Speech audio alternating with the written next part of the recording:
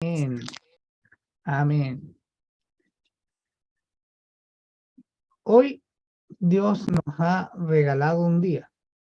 A veces no tomamos conciencia de lo que eso significa, ¿no? Porque los días están allí. Cada día comienza, termina un día, nos acostamos, dormimos, despertamos y comienza otro día. Pero la verdad es que lo que Dios hace al regalarnos un día es mucho más de lo que imaginamos. Y hoy día quiero invitarles a que tomemos conciencia del tiempo. ¿Cómo utilizamos nuestro tiempo? ¿Cómo utilizas tu tiempo? Y en realidad es una invitación a no malgastar el tiempo, porque a veces se nos pasa muy rápido, se nos pasa volando como agua entre las manos. No sé si ustedes han sentido que los días pasan rápido, las semanas pasan rápido, los meses pasan rápido, y a veces los años pasan rápido. Y a veces uno se cuestiona, bueno, ¿qué he logrado en este tiempo? ¿Qué metas he alcanzado? Hay tantas preguntas que surgen y pareciera a veces que el tiempo solo pasa, solo transcurre. Y eso nos produce cosas en el corazón y en la mente. Entonces es muy importante tener una correcta noción del tiempo. Y especialmente poder tener una respuesta que nos deje en paz y satisfechos respecto a esta pregunta. ¿Cómo utilizas tu tiempo? En el libro de Eclesiastés, capítulo 3, versículo 1, hay un versículo que hemos mencionado muchas veces, pero que tiene mucho que ver con esto que vamos a hablar hoy.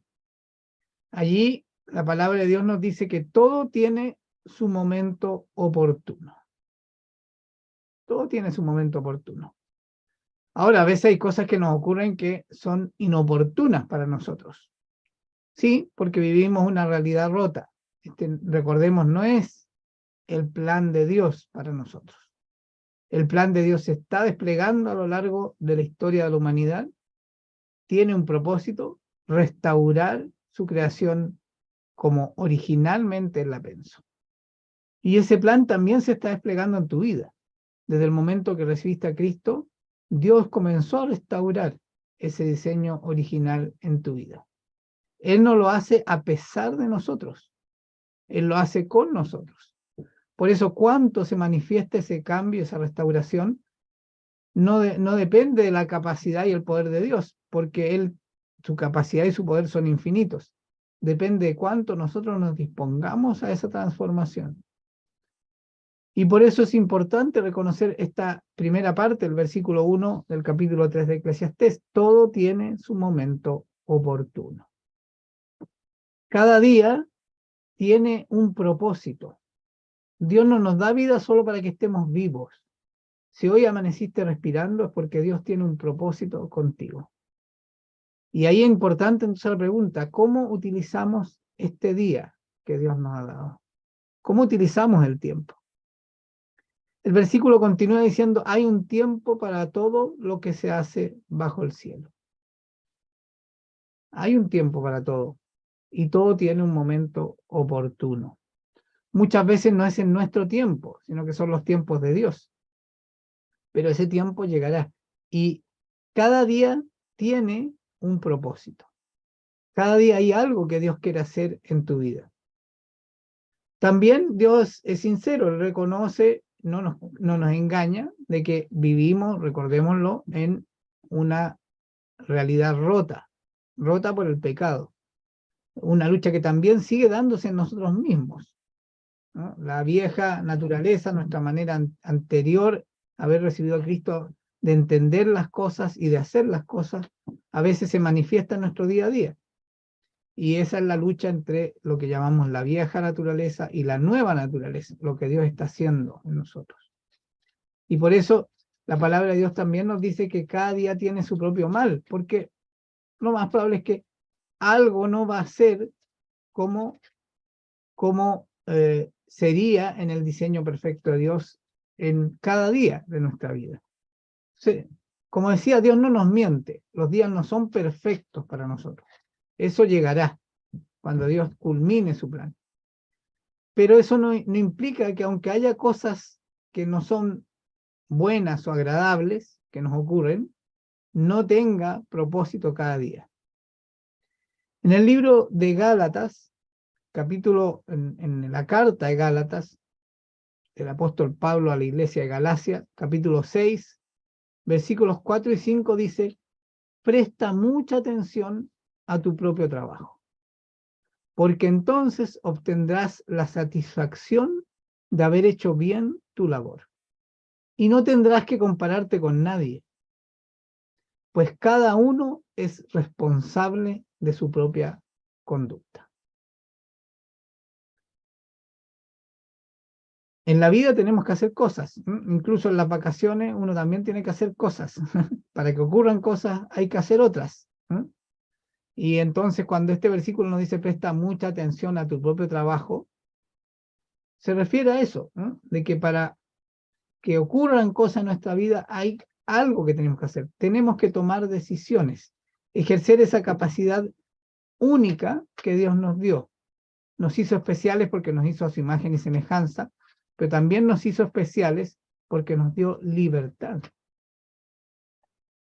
Él nos permitió decidir, nos muestra las opciones, pero nos deja decidir.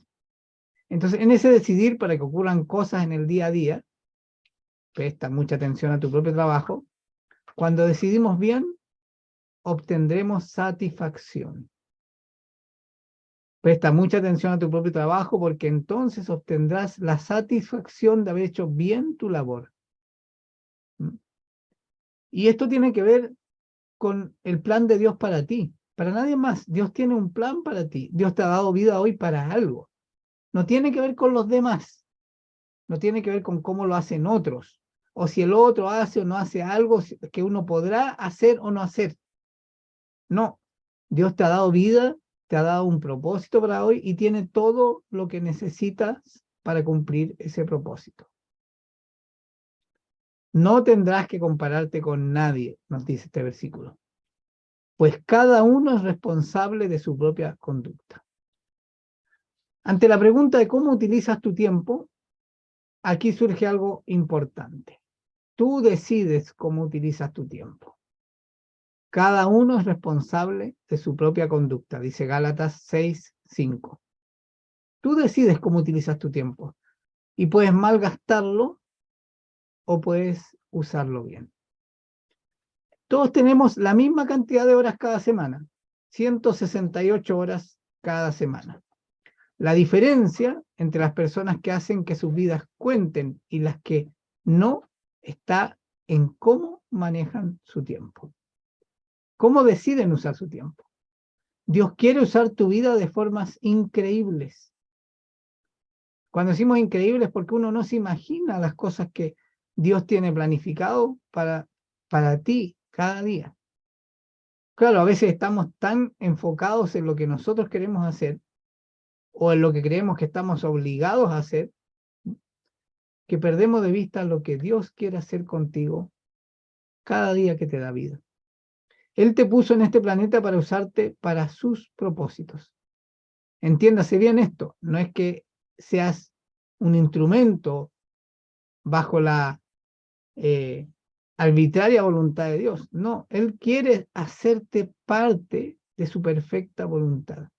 En ese sentido, Él dice, quiere usarte para sus propósitos. Pero la mayoría de las personas no logran experimentarlo porque, primero, no hacemos tiempo para Dios en nuestro itinerario diario. En nuestro día a día, Dios ocupa el tiempo que nos queda. O muchas veces le damos tiempo porque surgió un problema. Entonces necesitamos su ayuda y nos hacemos el tiempo para que nos ayude. Es una relación utilitaria.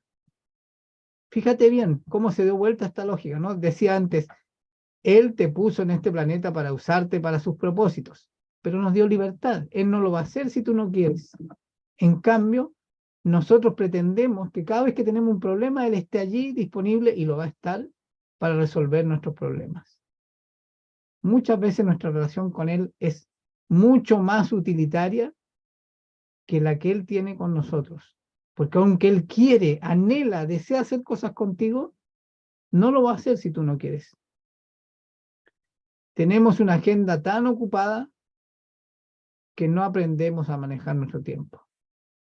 Si tú quieres ser parte de los planes de Dios, si tú quieres ser usado o usada por Dios en ese sentido de el anhelo de Dios de hacerte parte de sus planes, debes manejar mejor tu tiempo. La Biblia dice en el Salmo 90, versículo 12, enséñanos a contar bien nuestros días, para que nuestro corazón adquiera sabiduría. No es que cada día pase rápidamente, es que tenemos que atesorar cada día. Cada día es una oportunidad. Y cuando aprendemos algo cada día, o disfrutamos descubrir cuál es ese plan de Dios para ese día y disfrutarlo, vamos a ir adquiriendo sabiduría. Primero para administrar el tiempo y luego para estar en los planes de Dios. Date cuenta de que el manejo del tiempo debe ser aprendido. El tiempo pasa. No, el tiempo no pasa. De hecho, cuando estemos en la eternidad no va a haber tiempo. El tiempo es una noción humana, no es una noción divina. Aunque Él creó una secuencia para que pudiéramos tener una noción de nuestra existencia, creó el día y la noche. Pero Él nos hizo para la eternidad. Por lo tanto, debemos aprender a usar el tiempo y no que el tiempo pase, nos atraviese o pase por nuestro lado, sea algo totalmente ajeno a nuestra voluntad. No es que podamos manejar el tiempo como lo puede hacer Dios, ¿no? No sé si recuerdan ese episodio de la Biblia donde Dios detiene a la luna, detiene al sol y gana tiempo para los israelitas en una batalla. Eso solo lo puede hacer Dios. Nosotros no podemos detener los ciclos del tiempo humano, pero sí podemos administrar el tiempo. La mayoría de nosotros, naturalmente, no somos buenos en administrar el tiempo. No sé si a ustedes les pasa que termina el día y lo terminamos con la sensación de que hubo muchas cosas que teníamos que hacer o queríamos hacer y no hicimos. Y sentimos que administramos mal el día. ¿Les ha pasado? No es necesario que digan que sí, pero por lo menos los que tienen la cámara abierta pueden hacer así o así. ¿Les ha pasado? ¿Les pasa rara vez o les pasa frecuentemente? Creo que es más probable que sea, como dice Fernando, frecuentemente. Eso ya es una señal de que el tiempo está controlando nuestra vida y no nosotros administrando el tiempo que Dios nos da. Entonces es muy importante aprender a gestionar el tiempo. Para sacar mejor partido de tu tiempo, debes asumir la responsabilidad de tu tiempo. Este es el primer gran paso, ¿no? Asumir la responsabilidad de tu tiempo. Tú eres responsable de cómo usas el tiempo, ¿no? Tienes que usar la capacidad de decidir que Dios te ha dado. Es el primer paso. Esto significa, primero, dejar de quejarte de lo mucho que tienes que hacer. La queja no es el lenguaje de la bendición. Tendemos a quejarnos, ¿no? Primero, para asumir la responsabilidad de tu tiempo, no, el tiempo pasa, yo que no sé qué hacer con el tiempo, no me alcanza, se me agota. Asumir de que yo puedo tomar decisiones sobre el tiempo. Y la primera decisión es no quejarse de lo muy sobretrabajado, de lo estresada que te sientes, y simplemente, no es tan simple, pero decididamente, va a ser un poco redundante esto, empieza a hacer algunas elecciones, decisiones inteligentes. La primera decisión entonces es dejar de quejarse. La segunda es comenzar a elegir. A elegir. No todo lo que está en tu lista para el día tiene la misma importancia. Tus elecciones, tus decisiones, controlan en mayor medida tu calendario que tus circunstancias.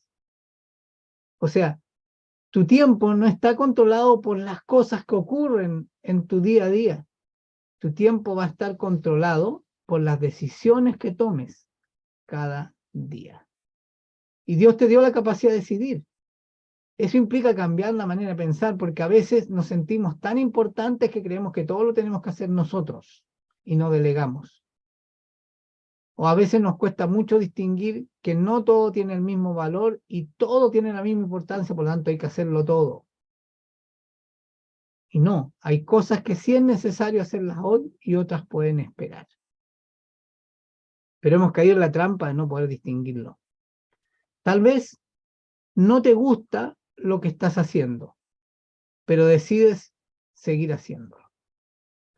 No puedes cambiar tus circunstancias hasta que comiences a cambiar tus elecciones, tus decisiones.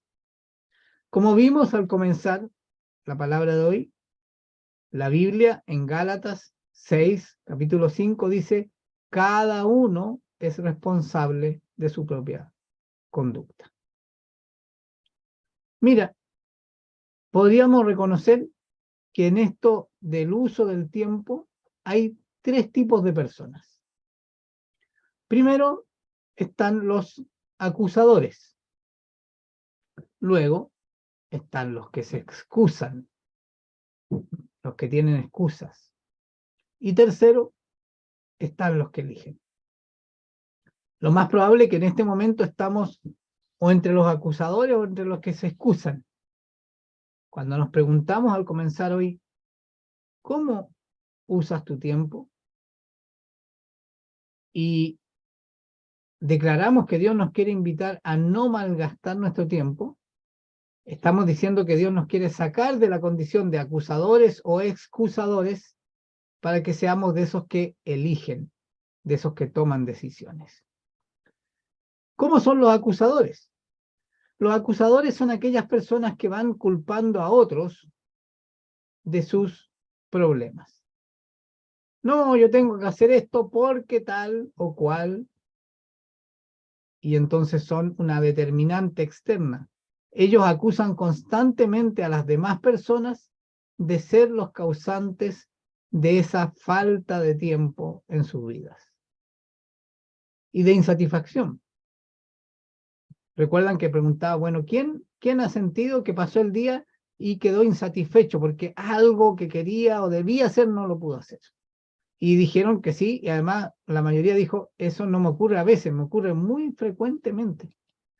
Bueno, pareciera ser entonces que cuando responsabilizamos a otros porque tenemos que hacer tales cosas y sentimos insatisfacción al final del día, estamos siendo de este primer tipo, como los acusadores que no deciden sobre el tiempo, sino que buscan la responsabilidad en otros, acusándolos de ser responsables de lo que nos ocurre.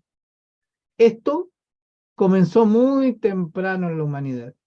Una vez que Adán pecó, entraron muchas de estas conductas falsas, mentirosas, que no se condicen con el diseño de Dios para nuestra vida. Si vamos al libro de Génesis, capítulo 3, versículos 11 y 12, vamos a encontrar la primera expresión de este mal uso del tiempo, ¿no? Acusando a otro por lo que hacemos nosotros. Dice allí, ¿y quién te ha dicho que estás desnudo? Dios le pregunta a Adán, que estaba escondiéndose, pecó, se vio desnudo, sintió vergüenza, ¿no? Y se escondió. Se pretendió esconderse de Dios, cosa que es imposible, ¿no?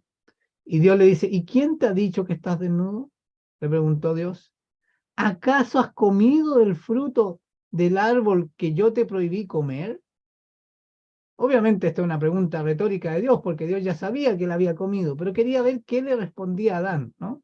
¿Acaso has comido del fruto del árbol que yo te prohibí comer? Ese día, Adán y Eva despertaron y tuvieron una oferta. tramposa. Mira, ¿por qué no comes de este árbol? Porque te dijeron que no comieras de este árbol porque ibas a morir. Pero eso no es así. Es más, si comes de este árbol, vas a vivir y vas a tener conocimiento del bien y del mal. Ese día eso no estaba en los planes de Adán y de Eva, pero ellos podían decidir y decidieron. Bueno, eso ya ocurrió. Viene el día siguiente y Dios le pregunta a Adán, ¿acaso has comido del fruto del árbol que yo te prohibí comer? ¿Y qué le respondió Adán? La mujer que me diste por compañera me dio ese fruto y yo lo comí. No fui yo, fue ella.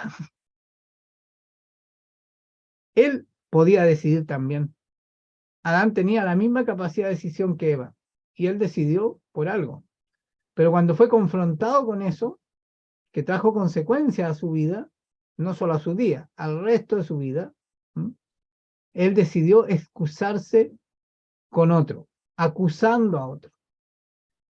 Así son muchos, así actuamos a veces nosotros mismos cuando no hemos administrado bien el tiempo. Acusamos a otro como responsable de ese uso que hemos hecho del tiempo, de esa no decisión o de esa decisión errada. Los acusadores son así, y lo vemos desde el principio de la naturaleza humana caída, la naturaleza humana en la cual entró el pecado, allí en Génesis 3. ¿Cómo son los que se excusan? No culpan a los demás, pero se excusan a sí mismos. Ellos simplemente buscan excusarse del por qué no hacen más con sus vidas y por qué no son felices. Se dicen a sí mismos mentiras racionales que suenan bien, o a veces se dicen a sí mismos cosas que no son racionales y no suenan bien, pero se las creen. Y entonces se creen sus propias mentiras. Se excusan por lo que no hacen, o se excusan por lo que hacen. Cuando los que se excusan quieren posponer algo, cualquier excusa estará bien. No la harás, no lograrás en la vida tus propósitos si gastas tu vida excusándote. O, como los acusadores, acusando a alguien más. ¿Qué ejemplo encontramos de excusarse en la Escritura? Y también de manera bastante temprana, no tan temprano como el Génesis, pero temprano, cuando Israel es sacado de Egipto, es sacado de la esclavitud, conoce al Dios que le ha sacado de la esclavitud, que lo ha redimido, ¿no? Le ha dado libertad mediante un precio, eso es la redención, los lleva camino a un lugar prometido, ellos ya conocen la verdad, pero caen cada cierto tiempo en su antiguo modo de pensar. En el libro de Éxodo, capítulo 32, versículos 22 al 24, Aarón responde a Moisés. Moisés ha subido al monte Sinaí a recibir las tablas de la ley, y mientras tanto abajo el pueblo se ha puesto inquieto, no sabe qué hacer, y le pide al sumo sacerdote Aarón, hermano Moisés, que haga un ídolo. ¿Qué dice Éxodo 32, 22 al 24? Recuerden, estamos viendo un ejemplo de los que se excusan. Aquí Aarón decidió usar ese día para algo y ahora trata de justificarlo excusándose. Hermano mío, le dice Aarón, no te enojes, contestó Aarón. Tú bien sabes cuán inclinado al mal es este pueblo. Ya, ahí le echó la culpa a otro, ¿no? No soy yo, fueron ellos. Ellos me dijeron, tienes que hacernos dioses que marchen al frente de nosotros, porque a ese Moisés que nos sacó de Egipto no sabemos qué pudo haberle pasado. Claro, él había subido al monte Sinaí y se demoró en bajar, y ellos se impacientaron. Yo les contesté que todo el que tuviera joyas de oro se desprendiera de ellas. Eso ya era una decisión de él. Y ahí ya no está acusándose con ellos, ¿no? Tú sabes que ellos son inclinados al mal. Ellos me dijeron, ¿no? Ahora le está diciendo, yo les contesté que todo el que tuviera joyas de oro se desprendiera de ellas. Ellos me dieron, perdón, el oro, yo lo eché al fuego y lo que salió fue ese becerro. No sé si a usted le llama algo la atención de este relato, particularmente este versículo. Lo voy a leer de nuevo. Yo les contesté que todo el que tuviera joyas de oro se desprendiera de ellas. Ellos me dieron el oro, yo lo eché al fuego y lo que salió fue un becerro. ¿A alguien le llama la atención este relato?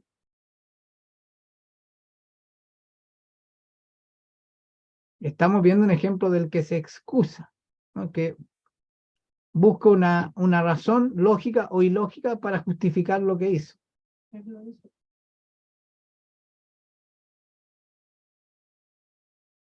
Bueno, la parte final es la que me llama la atención, ¿no? Les pidió el oro, le entregaron el oro, él lo colocó, o sea, hubo actos concretos, indicaciones precisas que se cumplieron, pero la parte final no es precisa y concreta, es como, y salió un becerro, oh, salió un becerro. Ahí está tratando de excusarse. ¿Eh? Yo hice todo esto, pero al final salió una cosa. Y ahí yo ya no tuve nada que ver, salió eso. Ese es un ejemplo de excusarse. ¿Mm? A veces puede ser, decíamos, un razonamiento lógico, a veces como este, ilógico. La parte es lógica. Les pedí oro, me lo entregaron, lo coloqué en un caldero para que se fundieran. Y la respuesta lógica hubiera sido, y forjamos un becerro de oro. Le dimos forma a un becerro de oro. Pero como él se quería excusar, dice, oh, y salió un becerro de oro. ¿Mm? Ahí él se está desentendiendo de la decisión que toma. Si queremos administrar el tiempo, no nos sirve tampoco esta otra forma, ¿no? Excusarse. No es que mi jefe me dijo, no, es que tenía que hacerlo, no tenía otra opción. No, es que si no lo hago yo, no lo va a hacer nadie más. No, es que tiene que ser hoy.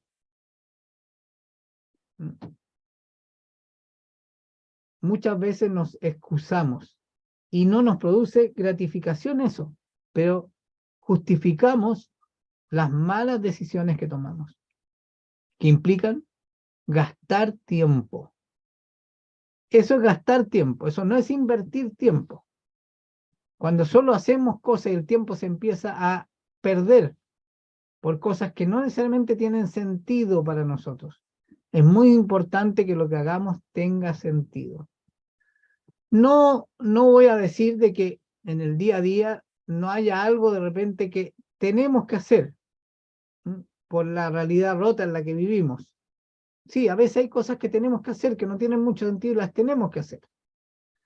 Pero muchas veces también hay cosas que no es así y nosotros las justificamos y las confundimos con esas que sí, ineludiblemente no tienen mucho sentido, pero las tenemos que hacer. Esto ocurre mucho en los compromisos con otros, en el trabajo o en otros tipos de relaciones. A veces hay cosas que nos vemos obligados a hacer que no tienen mucho sentido en sí mismas, ¿m? Pero son parte de estar en un trabajo o son parte de tener una relación con alguien. ¿M? Pero eso debiera ser lo menos, no lo más. Cuando se vuelve frecuente, estamos frente a esas personas que administran el tiempo justificándolo con excusas. Dios no quiere que seas de los que acusan o de los que se excusan de por qué se nos va el tiempo, por qué malgastamos el tiempo. Dios quiere que sea de los que eligen, de los que deciden. Quiere que aceptes la responsabilidad de gestionar el tiempo en tu vida. Estás tan cerca de Dios como quieras estarlo. Eres espiritualmente tan maduro como quieras serlo. Eres tan feliz como quieras serlo. Eres tan disciplinado como quieras serlo. Estás tan ocupado como quieras estarlo. Es tu elección. Despierta. Es tu elección cómo usas el tiempo. ¿Cómo lo inviertes o cómo lo gastas? ¿O lo desgastas? En el libro de Josué, capítulo 24, versículos 14 y 15, hay un ejemplo de este elegir. Y tiene que ver con cómo vemos la realidad. Les cuento un poco el relato anterior. 2 espías, uno de cada tribu de Israel, fueron enviados a cruzar el Jordán a la tierra prometida.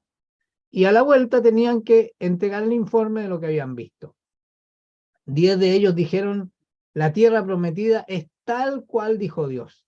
Una tierra fantástica, una tierra muy buena. Es la mejor tierra que podríamos tener. Pero está llena de gigantes y de cosas difíciles de vencer. No vamos a poder tenerla. 10 de los 12 dijeron eso a partir de lo que vieron. Pero hubo 2 que dijeron, sí, la tierra es tal cual dijo Dios. Y sí, hay dificultades, pero concluyeron, Dios dijo que era nuestra, por lo tanto, a pesar de que se ve difícil, Dios nos la va a entregar. 10 vieron lo mismo que los otros 2, pero razonaron de un modo distinto y decidieron de un modo distinto. Ocurrido eso, vienen estos 2 versículos en Josué 24. Dice allí, por lo tanto, ahora ustedes entréguense al Señor y sírvanle fielmente. Desháganse de los dioses que sus antepasados adoraron al otro lado del río Éufrates y en Egipto, y sirvan solo al Señor. ¿Se acuerdan que cuando dudaron, desesperaron, no sirvieron a Dios, no le creyeron a Él, sino que se hicieron un becerro de oro? Bueno, es la lucha de todos nosotros. ¿Vamos a creerle a Dios o vamos a creerle a nuestros ídolos? Mis capacidades, el yo, o esa persona en la cual yo confío, o el dinero que me permite hacer lo que no podría hacer sin el dinero. ¿A quién le voy a creer? ¿A Dios? ¿A mí yo? ¿A esa persona que es el ídolo en mi vida? ¿Esa que me salva de todos los pillos? ¿O al dinero? ¿O le voy a creer a Dios? Por lo tanto, ahora ustedes entréguense al Señor y sírvanle fielmente, desháganse de los dioses de su antepasado. Pero, si a ustedes les parece mal servir al Señor, agrega Josué, elijan ustedes mismos a quienes van a servir. Dios nos hizo libres. A los dioses que sirvieron sus antepasados, al otro lado del Éufrates, ¿vas a servir al yo? ¿Vas a servir a esa persona que es tu ídolo en tu vida? ¿Que te saca todos los pillos y te resuelve todas las cosas? ¿Vas a recurrir al dinero, otro gran ídolo? ¿Mm? ¿O el trabajo que te produce dinero? Porque si yo no trabajo, no tengo. Si yo no trabajo, no obtengo. Si yo no trabajo, no logro. ¿Mm? ¿O vas a creerle a Dios? ¿O a los dioses de los amorreos en cuya tierra ahora habitan? ¿Qué es lo importante de estos versículos? Lo que concluye diciendo Josué. Por mi parte, ustedes decidan, le dice a ellos. Ustedes decidan y hagan según lo que decidan. Pero por mi parte, mi familia y yo serviremos al Señor. Si quieres administrar bien tu tiempo, el primer paso es decidir no quejarte de que no tienes tiempo, de que no te alcanza el tiempo, de que tienes muchas cosas que hacer, de que no puedes hacer lo que quieres. El segundo paso es comenzar a decidir cómo vas a usar tu tiempo. Deja de quejarte de lo mucho que tienes que hacer, de lo cansado que estás, de cómo las demás personas afectan tu día a día. Comienza a aceptar la responsabilidad por tu tiempo y haz elecciones inteligentes que harán rendir el tiempo que Dios te ha dado. Dios te dio un día hoy, úsalo bien. Eclesiastés capítulo 3, ahora no el versículo 1, sino que el 11, dice, ¿qué provecho saca quien trabaja de tanto afanarse? He visto la tarea que Dios ha impuesto al género humano para abrumarlo con ella. Dios hizo todo hermoso en su momento y puso en la mente humana el sentido del tiempo. Dios puso en la mente humana el sentido del tiempo. Aun cuando el hombre no alcanza a comprender la obra que Dios realiza de principio a fin. Estamos viendo aquí en Eclesiastés que Dios puso en nosotros el sentido del tiempo, pero necesitamos comenzar a comprender cuál es la obra de Dios, cómo se despliega en el mundo, cómo se despliega en tu vida y cómo Dios quiere hacerte parte de esa obra. Si Dios no tiene lugar en tu día, difícilmente vas a poder traer libertad a tu uso del tiempo. Voy a decirlo de otra manera. Si Dios no está en tu vida, cada día, difícilmente vas a poder redimir tu tiempo. Tú ya fuiste redimido por la obra de Cristo. Tú ya fuiste redimida por la obra de Cristo. Redimir, si van a la RAE, significa comprar la libertad de alguien que era esclavo. Es pagar para que alguien sea libre. Dios pagó por tu libertad, pagó un precio muy alto, la vida de su Hijo, su sangre en la cruz. Pero no solo te liberó a ti del pecado, también te liberó del dictamen del tiempo. Tu vida no está limitada por la muerte, nos ha dado vida eterna. Y cada día debemos aprender a no estar sujetos a la dictadura del tiempo, sino que a la libertad de Dios para usar tu tiempo. Debes redimir tu tiempo. Necesitamos aprender a reconocer el valor del tiempo. Mira, es posible que 5, 10, 15 minutos desperdiciados por aquí o por allá no tengan mucho significado en un mes o en un año. Pero al final, cuando miras el tiempo transcurrido en tu vida, empiezas a preocuparte del uso también de esas pequeñas unidades de tiempo. Leí esto y me gustó porque es bien claro, ¿no? Para entender el valor de un año. ¿Cómo podrías entender el valor de un año? Bueno, pregúntale a un estudiante, vamos aquí a Jorge, a Francisca, pregúntale a un estudiante que no aprobó sus exámenes finales y va a tener que cursar todo otro año. Podemos entender allí el valor de un año. ¿Cómo entender el valor de un mes? Bueno, pregúntale a Belén, a una madre, el valor de alcanzar el mes adecuado para que nazca un bebé y que no sea prematuro. Hay maneras de ir entendiendo de manera muy profunda y significativa el valor de las distintas unidades de tiempo. ¿Cómo entender el valor de una semana? Miren, hay publicaciones que son semanales. Los diarios son diarios, pero hay revistas que son semanales. Pregúntale al editor de una revista semanal cuando pasó el plazo de que sacara la revista y ya no la pudo sacar. Y vas a entender el valor de una semana. O el valor de una hora. Pregúntale a los novios que tomaron la hora para casarse y no llegaron a la hora. El valor de un minuto. Pregúntale a alguien que tenía que tomar un avión, un bus, y se atrasó y el bus salió a la hora, el avión salió a la hora y por un minuto perdió el transporte por el cual le iba a llevar a un lugar al que quería o necesitaba llegar.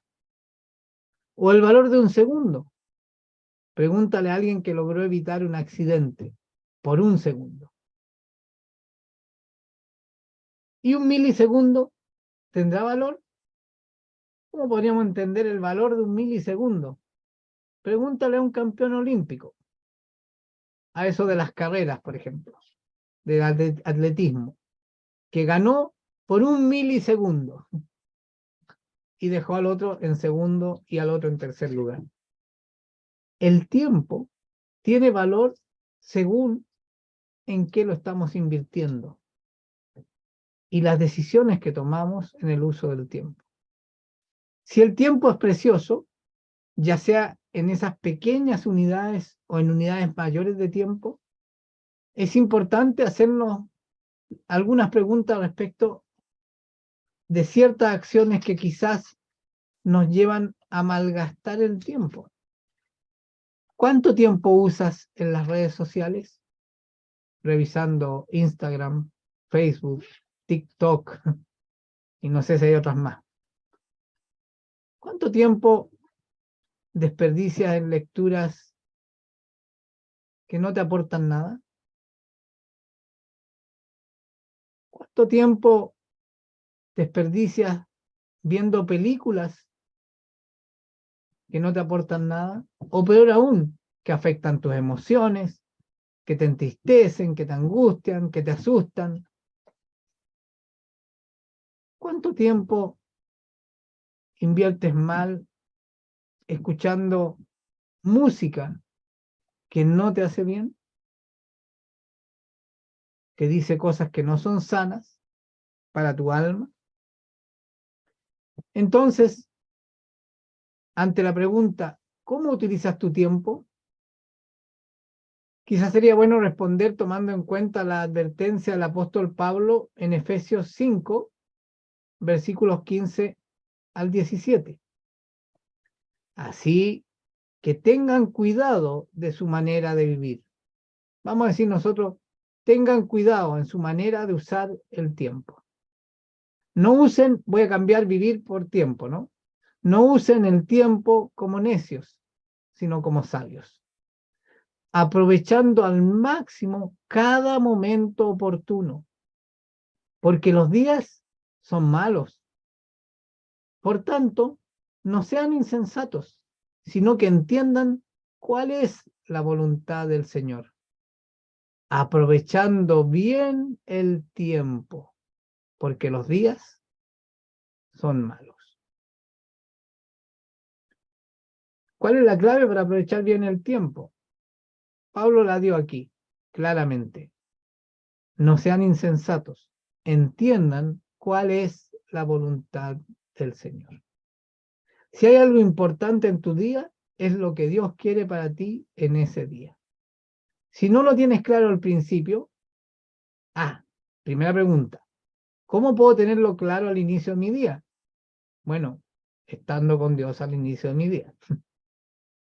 Difícilmente voy a saber qué quiere Dios para mí en este día si no parto el día con Él. A menos que ya tenga una relación tan cotidiana e independiente que no sea al inicio del día, sea en otro momento del día, cada día yo estoy ya sensible a percibir lo que Dios quiere de mí. Puede ser que no tuve mi tiempo a solas con Él al inicio del día, pero empiezo mi día buscando, queriendo ver, oír, entender, captar dónde hay algo que Dios quiere obrar en mí en este día y estando dispuesto a hacerlo. Claro, no vamos a dar lugar a un ritmo de vida frenético y ocupar cada segundo, las 24 horas del día con esa obsesión, ¿no? ¿Qué querrá hacer Dios conmigo todo el día, ¿no? Pero vamos a cuidar la forma como administramos el tiempo, para que al final de cada día descansemos con la certeza de haber hecho algo al menos de lo que Dios quería hacer conmigo ese día, de haber utilizado bien el tiempo, de haber usado de forma significativa el hoy. ¿Cuál es el tiempo que tú puedes administrar? ¿Tú puedes administrar el ayer? No. Dios puede redimir tu ayer, pero tú no. ¿Tú puedes administrar el mañana? No. Si alguien dijo sí, ya cayó en una trampa, ¿no? Porque administrar el mañana, sí podemos hacer ciertos planes, podemos trazar ciertos propósitos, y es bueno hacerlo, pero no tenemos asegurado el mañana. ¿Qué tiempo es el que sí tenemos para administrar? El hoy, el hoy. Pero lamentablemente las personas en la actualidad o sufren exceso de pasado depresión, o sufren exceso de futuro, ansiedad. Y eso significa que el hoy queda como en medio de la depresión y la ansiedad, ¿no? Y el hoy pasa tan rápido, porque está atravesado por esa pretensión de lo que no alcancé a hacer ayer y lo que tengo que hacer mañana. Pero si estamos en el hoy, debemos vivir el hoy. Eso es lo que tenemos. O alguien puede decirme, tengo asegurado toda la semana. Nadie tiene asegurado todos los días. Solo sabemos que estamos aquí hoy.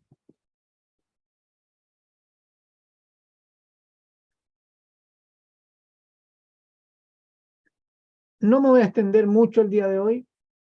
Quiero terminar con una cosa y creo que voy a seguir la próxima semana con otros aspectos que creo son importantes sobre cómo usar el tiempo. Pero hay uno que es el que me motivó a hablar de esto. El que me motivó a preguntarnos, ¿cómo estás usando tu tiempo? ¿Lo estás malgastando? Y este punto lo dejé para el final, luego de escudriñar mucho, buscar qué nos dice la palabra sobre el tiempo, ¿no? Y por eso partí hablando lo que he hablado hasta ahora. Pero era para dar un marco a esto que voy a decir. Y esto es una cuestión importante que buscar con, con dedicación ese momento oportuno. Y me quedo dando vueltas de la predicación de Victoria del domingo pasado, ¿no? Cómo a veces malgastamos el tiempo. Y no hacemos eso que dice Eclesiastés 3:1, el momento oportuno, que hay un tiempo para todo bajo el cielo. Y por otro lado, reconocer también de que sí hay una cierta urgencia, que sí hay un ahora, que tenemos este día de hoy y que no sabemos si vamos a tener el día de mañana. Y eso pone una cierta urgencia al hoy.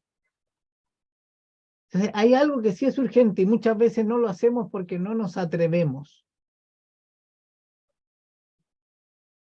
Y yo creo que esto está presente en la vida de cada uno de nosotros. Y si no lo sabes cuando yo lo mencione, si no piensa en algo concreto cuando yo lo mencione, pide al Señor que te lo muestre. Hoy es tiempo de perdonar.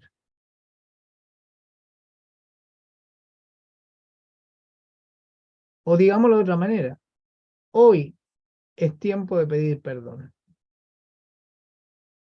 Si alguien el domingo pasado, luego de la palabra que nos impartió el Señor a través de Victoria, cortó algo, tomó una decisión, dijo, este día voy a cortar. ¿Se acuerdan la historia de Jacob, de José, de sus hermanos, la decisión que tomó José? Si alguno de ustedes hizo eso, es de lo que estoy hablando ahora. Porque muchas veces decimos, no, no estoy preparado, no lo voy a hacer hoy. No, tengo temor a lo que me digan después que pida perdón, que no reciban el perdón que estoy pidiendo. Y que venga sobre mí tristeza, desánimo, y dude lo que hice. No es fácil tomar decisiones. Por eso muchas veces no las tomamos. Pero la palabra dice que Dios no nos dio espíritu de temor, sino que de valor. Y los cambios ocurren cuando tomamos decisiones, cuando le creemos a Dios, cuando recibimos una palabra y damos esos pasos de fe y hacemos lo que sabemos que hay que hacer. Aunque tengamos temor, dudas en nuestro corazón, le creemos a Dios. Y algo que es urgente hacer es reconocer a quién necesitamos pedirle perdón y a quién necesitamos perdonar. Y no dejarlo para mañana.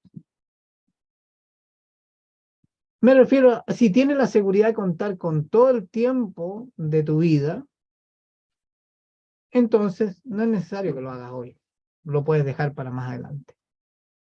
Pero ¿estás seguro, segura de que tienes toda tu vida por delante para cortar esas ataduras y pedir perdón y perdonar? No es mañana. No es mañana, puede no haber mañana. Quizás tú sí, pero la otra persona ya no. Es hoy. Perdonar a los que pecan contra nosotros requiere paciencia y tolerancia. Como iglesia, como familia de Dios, tenemos el mandato de ser pacientes con todos. Es lo que dice 1 Tesalonicenses capítulo 5, versículo 14. Ser pacientes y tolerantes. Perdonar. Deberíamos ser capaces de pasar por alto los desaires personales, las ofensas menores. De hecho, Jesús dijo: a cualquiera que te hiera en la mejilla derecha, vuélvele también la otra. Mateo 5:39. No todas las bofetadas tienen que ser respondidas. Y digo bofetadas entre comillas porque a veces no son bofetadas físicas. Crecer en la tolerancia y la paciencia nos va a ayudar a crecer en el perdón. Perdonar a aquellos que pecan contra nosotros requiere el poder transformador de Dios en nuestras vidas. Miren, y esto tiene que ver con las personas a las que nosotros tenemos que perdonar, pero también tiene que ver con cómo entendemos cómo van a reaccionar a quienes les pedimos perdón. Porque si a quien le pedimos perdón reacciona con cómo nosotros esperaríamos que reaccionara, no es mérito de esa persona, es mérito de la obra de Dios en esa persona. Y si esa persona a la que yo le pido perdón no lo recibe, en vez de enojarme o deprimirme o defraudarme, yo debiera sentir misericordia, porque esa persona necesita que Dios obre en su vida para que pueda recibir esa petición de perdón. Hay algo profundo en la naturaleza humana caída que lo lleva a tener sed de venganza, que lo insta a pagar con la misma moneda. De manera natural, no redimida, natural, humana, de esa naturaleza caída, queremos causar el mismo tipo de lesión a aquel que nos maltrató. Eso del ojo por ojo. En Cristo se nos ha dado el poder de amar a nuestros enemigos, hacer el bien a los que nos odian, bendecir a los que nos maldicen y orar por los que nos hacen daño. Lucas 6, 27 y 28. Jesús nos da un corazón que está dispuesto a perdonar y que obrará buscando ese propósito. Perdonar y pedir perdón, no dependiendo de cómo va a reaccionar el otro, porque eso nos libera y libera al otro. Y si el otro no lo recibe, oremos por el otro para que sea liberado o liberada. Pero si hay un propósito importante para cada día de vida que Dios nos da, es crecer en el perdón. Es una cosa difícil para nuestra naturaleza no redimida. Cualquier área de nuestra vida que no ha sido redimida todavía por Cristo, va a ser difícil dar el paso del perdón. Oremos entonces para pedirle a Dios que nos dé esa capacidad. Cuando vemos la enorme misericordia de Dios al perdonar todas nuestras transgresiones, anteriores, presentes y futuras, nos damos cuenta de que no tenemos derecho a retener esa gracia para con otros. O sea, no tenemos derecho a no perdonar. Y no es sano no pedir perdón. Hemos pecado mucho más contra Dios de lo que cualquier persona pueda pecar contra nosotros. La parábola de Jesús en Mateo 18, 23 al 35, muestra muy claramente esta verdad. Dios promete que cuando venimos a Él pidiéndole perdón, Él nos lo concede gratuitamente. Primera de Juan 1:9. El perdón que otorguemos no debe tener límites, de la misma manera que el perdón de Dios es ilimitado. Lucas 17, versículos 3 y 4. Perdonar y pedir perdón. Pedir perdón. Sabemos que debemos confesar nuestros pecados a Dios, pero muchos cristianos preguntan si es necesario confesar a quienes contra los cuales hemos pecado. ¿Necesitamos decirle a la persona contra la cual hemos pecado que lo sentimos? Sí, necesitamos hacerlo. Caminar en la luz, como dice Juan, primera de Juan 1:7, significa que estamos viviendo en obediencia a los mandamientos de Dios. En el mismo versículo tenemos referencia al perdón a través de Cristo y la comunión de unos con otros. Entonces hay una conexión entre ser limpio delante de Dios y nuestra relación con otras personas. Necesitamos pedirle perdón a quienes hemos ofendido o hecho daño. En última instancia, cada pecado es cometido contra Dios. Salmo 51:4. La Biblia enfatiza constantemente nuestra necesidad de confesar nuestros pecados a Él. Salmo 41:4, 130:4, Hechos, capítulo 8:22 y primera de Juan 1:9. En cuanto a la confesión de nuestros pecados a la gente, la Biblia no da ningún mandato general, pero nos dice muchas veces que confesemos nuestros pecados a Dios. El único mandato directo para confesar a alguien más en el contexto de los ancianos de la iglesia orando en favor de los enfermos, en Santiago 5:16. Pero no nos confundamos. Esto no significa que no debemos buscar el perdón de otra persona. La Biblia da ejemplo de la confesión a otras personas también. Uno son los hermanos de José pidiendo su perdón en Génesis 50, 17, 18. Una confesión de persona a persona también está en los pasajes de Lucas 17, versículos 3 al 4, Efesios 4:32, Colosenses 3:13. Los principios que aquí aparecen son, primero, buscar el perdón de Dios por todos los pecados. Él desea la verdad en lo íntimo. Primero, si vamos a pedirle perdón a alguien, tenemos que pedirle perdón a Dios por eso que hicimos, en lo íntimo. Segundo, ya que nuestra relación con Dios va a estar bien, al haber pedido perdón delante de Él, nuestra relación con otras personas también deberá estar bien.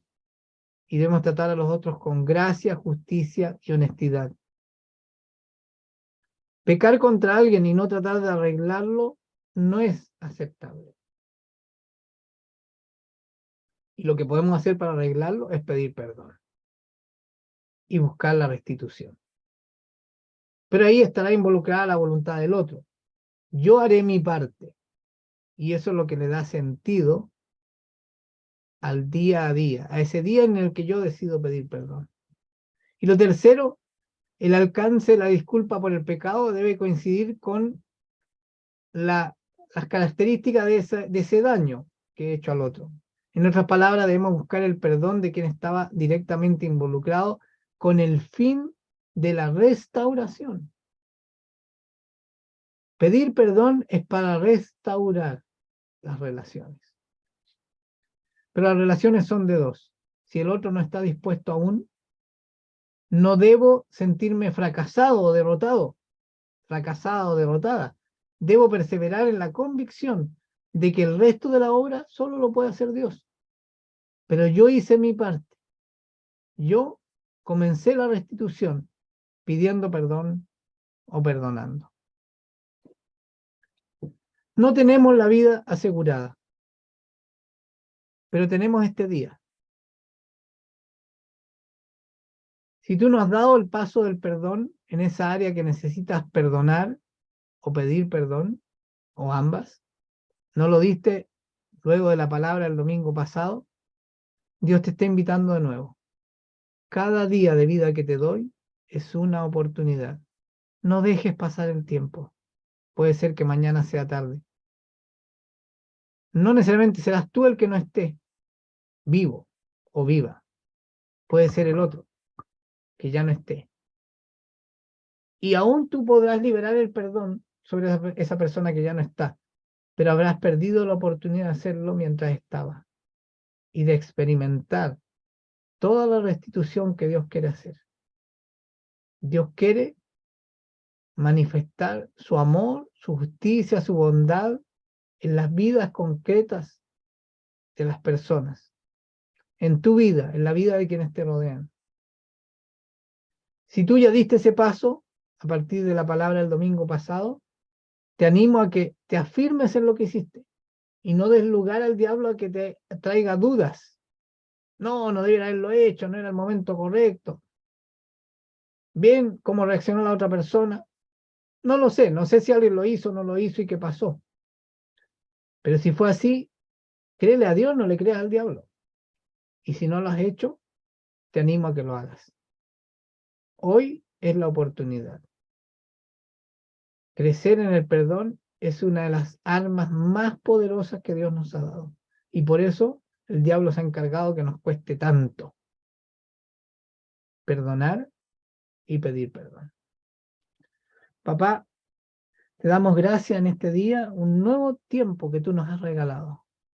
Y creemos aquello de que tú preparaste de antemano las obras en las cuales, las cosas que nosotros podemos hacer. No nos obligas, están allí disponibles. Y no solo eso que podemos hacer, sino que todo lo necesario para hacerlo viene con tu regalo de la vida. Hoy, papá, yo te pido que tú obres en lo profundo del corazón de cada miembro de Casa Iglesia y de mí mismo para poder reconocer a quién necesito pedirle perdón, a quién es bueno que le pida perdón y a quién es bueno y necesario que perdone. Y nos des la capacidad para hacerlo. Pongas el deseo, el anhelo. Echamos fuera todo temor, toda duda en los pensamientos, toda resistencia en el corazón, la echamos fuera en el nombre de Cristo. Y llamamos al espíritu de paternidad, como hijas e hijos, seguros de que este deseo profundo de tu corazón es bueno, y no depende de la reacción del otro al perdonar o pedir perdón, sino que depende de la decisión que tú me has entregado libremente para tomar, de estar en tu voluntad, de perdonar y pedir perdón, o no estarlo. Te damos gracias, Señor, porque tu voluntad es agradable y perfecta, aunque a veces no nos parezca, así es. Y solo la experimentaremos cuando tengamos el coraje y la decisión y la voluntad de hacerlo. Bendecimos junto a Victoria a cada miembro de Casa Iglesia, en el nombre de Cristo. Amén.